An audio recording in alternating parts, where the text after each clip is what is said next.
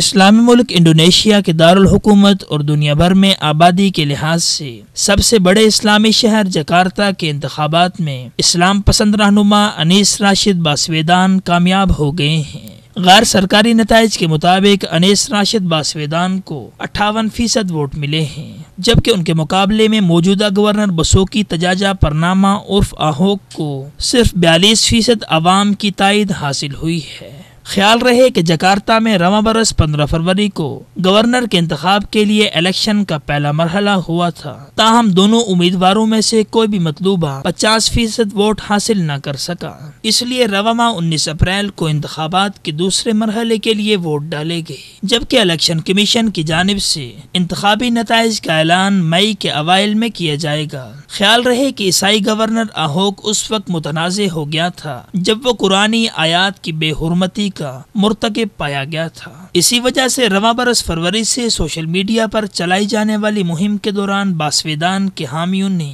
پرناما کے خلاف توہین مذہب کے الزامات عائد کرتے ہوئے یہ کہا تھا کہ وہ کسی بھی عوامی عہدے پر فائز ہونے کا اہل نہیں ہے، جبکہ آج کل دارالحکومت جکارتہ میں موجودہ گورنر کو اسی توہین مذہب کے مقدمے کا سامنا ہے۔ دیکھا جائے تو جکارتہ کے حالیہ انتخابات اس حوالے سے بھی اہمیت اختیار کر گئے تھے، کیونکہ مسلم کمیونٹی کی جانب سے آہوک کے خلاف بڑی بڑی ریلیاں نکالی گئی تھیں، جبکہ سیاسی ماہرین کے مطابق ملعون گورنر کے سابقہ ووٹرز بھی اس سے ناراض ہیں اور انہوں نے بھی اسے دنیا کے سب سے بڑے اسلامی شہر کے اکثریتی باشندوں کے احساسات کا خیال نہ رکھنے پر متون کیا ہے، جس کی وجہ سے اس کے سابقہ حامیوں نے بھی اسے مسترد کر دیا ہے۔ خیال رہے کہ ان انتخابات کو جکارتہ کی عوام کی رائے جاننے کا ایک امتحان بھی قرار دیا گیا تھا، کیونکہ انڈونیشیا کی سیاست پر نظر رکھنے والے تجزیہ کاروں نے انتخابات پر متضاد تبصرے کیے تھے، تاہم نتائج نے یہ ثابت کر دیا ہے کہ جکارتہ میں اسلامی رائے عامہ کے خلاف جاری سازشیں ناکام ہو گئی ہیں اور غیر اسلامی ایجنڈا پورا نہیں ہو سکا،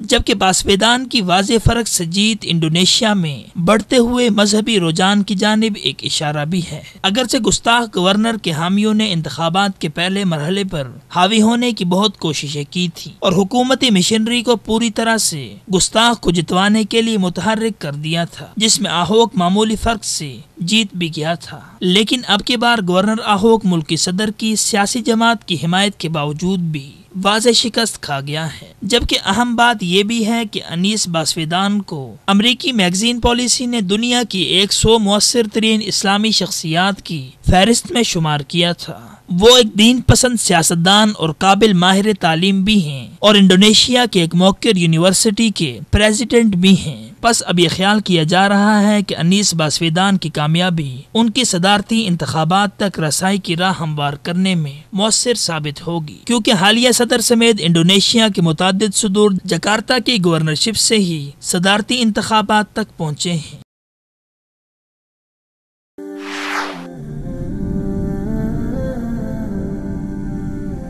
وصال اردو، حق کا راہی